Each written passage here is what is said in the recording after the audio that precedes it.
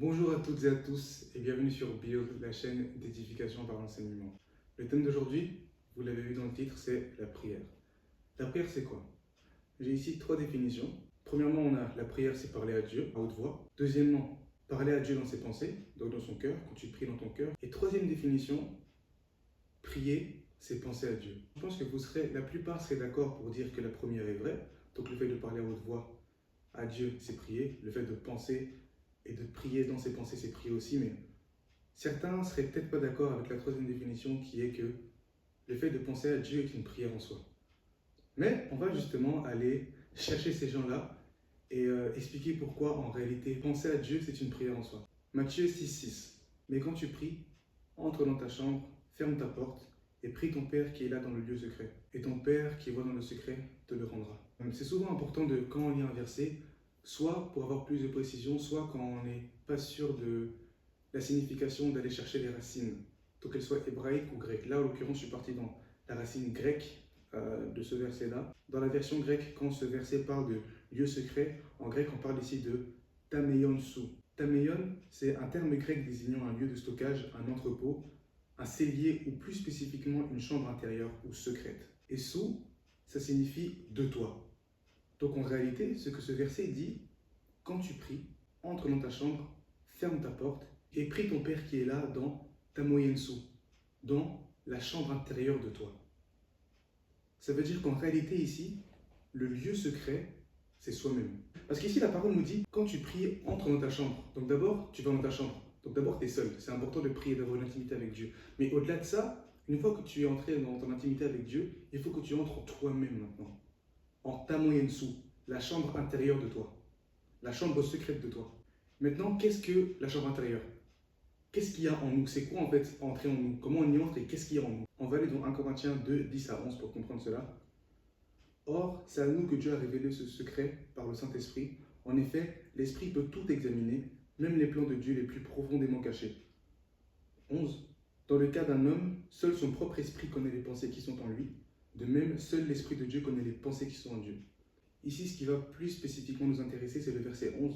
Dans le cas d'un homme, seul son propre esprit connaît les pensées qui sont en lui. De même, seul l'Esprit de Dieu connaît les pensées de Dieu. Une autre version de ce verset, du verset 11, dit seul l'homme connaît les choses qui sont en lui. La première version nous dira seul l'esprit de l'homme connaît les pensées de l'homme.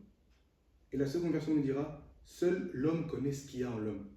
Donc ce qu'il y a en nous, notre chambre intérieure, ce sont nos pensées. Donc entrer, être dans sa chambre intérieure, c'est être dans ses pensées. La parole nous dit que quand on prie, il faut que nous prions en pensée. Dans le cas d'un homme, seul son propre esprit connaît les pensées qui sont en lui. Ça veut dire qu'en fait, les pensées ne viennent pas de l'esprit, mais c'est l'esprit qui lit les pensées. Parce que la parole dit clairement ici que seul l'esprit connaît les pensées qui sont en lui. Il n'y a que ton esprit qui est capable de lire tes pensées. Donc le fait de penser, en fait, le fait de penser juste, là je pense à toutes sortes de choses. Là, j'engage et mon cœur, d'où les pensées sortent, et mon esprit pour les lire.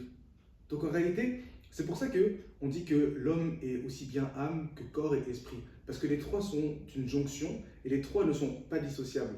Elles le sont d'une certaine manière, mais les trois fonctionnent constamment ensemble.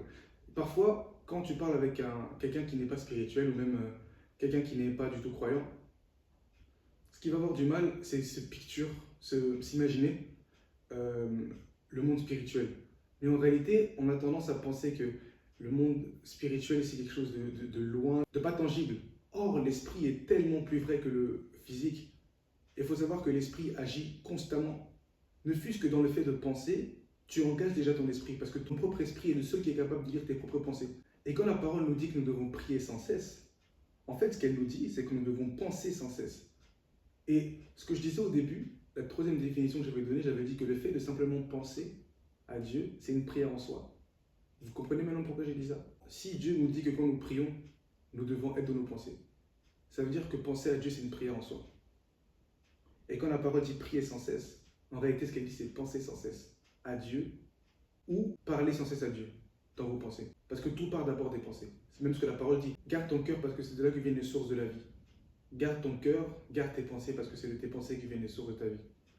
Vous savez pas que la prière change des vies? C'est les prières du cœur que la vie de celui qui prie change. Prier à haute voix et prier dans son cœur, c'est deux choses différentes mais qui se rejoignent et qui sont complémentaires. Elles n'ont pas les mêmes vertus. Parce que prier à haute voix, ça crée. La parole dit que la vie et la mort sont au pouvoir de la bouche. La parole dit que Dieu a créé le monde entier en 7 jours, avec sa parole. Mais prier dans ses pensées nous fait aller dans le lieu secret. Parce que tu peux prier à haute voix et ne pas être dans ton lieu secret. Tu peux prier et ne pas prier ce que ton cœur pense. Mais si tu pries ce que ton cœur pense, tu pries et à haute voix et dans ton lieu secret. Mais ce qui est le plus important, c'est être dans son lieu secret. C'est de prier dans son lieu secret. Et donc, dans cette idée-là, tout ce qui empêche de se retrouver dans ses pensées, tout ce qui nous empêche de se retrouver dans son lieu secret est profondément diabolique. Tout ce que vous faites pour éviter de vous retrouver avec vos pensées est profondément diabolique. Parce que ça vous empêche d'entrer dans votre lieu secret et de recevoir ce que Dieu donne. Parce qu'en réalité, quand la parole dit que nous devons prier et entrer dans notre lieu secret, elle nous dit aussi après que Dieu, qui voit dans le secret, nous le rendra. Donc si tu ne pries pas dans tes pensées, tu ne pourras pas bénéficier de ce que le Seigneur veut donner, de tout ce que le Seigneur veut donner. Tu peux prier à haute voix sans prier en pensée, mais tu ne peux pas prier en pensée sans prier à haute voix. Parce que la parole dit que c'est de l'abondance du cœur que la bouche parle. Si tu penses quelque chose, tu le diras forcément en prière. Si tu penses ta prière, tu la diras. Par contre, si tu pries quelque chose mais que tu ne le penses pas, là ça pose problème. Tu n'es pas dans ton lieu secret. Tu es simplement en train de parler, de prier. C'est pour ça que c'est important vraiment de se sonder soi-même, de demander à l'esprit de se sonder, de faire attention à ses pensées. Parce que, en fait, c'est des pensées, des bonnes pensées que tu as que sortira des bonnes prières. Et c'est l'esprit qui fait ça, en fait. Quand on voit des passages où je pense que c'est David, le roi David qui dira au Seigneur, renouvelle mes pensées. En fait, c'est Dieu qui renouvelle les pensées. Donc, c'est l'esprit qui permet aux pensées d'être renouvelées. Et après, de créer des prières qui créent la vie. Et si tes pensées sont mauvaises, tes prières créeront la mort. On va prier le Seigneur pour que nous puissions vraiment veiller sur nos pensées, à ce que lorsque nous prions d'abord en pensée avant que ça sorte par la bouche. Grand Dieu, nous te bénissons pour ta parole. Merci Jésus-Christ pour cette révélation, Yahweh, qui nous a été révélée. Père, je prie, Père, que tu nous accordes la grâce de pouvoir constamment prier en pensée. Éternel Dieu de gloire, que ce soit le fait de penser à toi ou de t'adresser des prières, éternel Dieu de gloire, précises. Nous te prions, éternel Dieu de gloire, que tu puisses nous accorder la grâce de pouvoir d'abord être en pensée avant d'être en parole. Jésus-Christ, permets-nous cette grâce-là. Donne-nous, Seigneur Dieu de gloire, la capacité de constamment être en pensée, plutôt, Seigneur Dieu de gloire, qu'en parole. Être en parole, certes, mais d'abord en pensée. Jésus-Christ, nous te bénissons et nous te prions, Yahweh, à ce que cette grâce-là nous soit tous communiquée par ton Saint-Esprit. Sans toi, nous ne pouvons rien. Que toute la gloire te revienne. C'est dans le Saint-Nom de Jésus-Christ que j'ai ainsi prié. Amen. Merci beaucoup d'avoir écouté. Comme j'ai eu à dire en story Instagram, et comme vous avez pu le constater, il n'y aura plus forcément une vidéo chaque dimanche.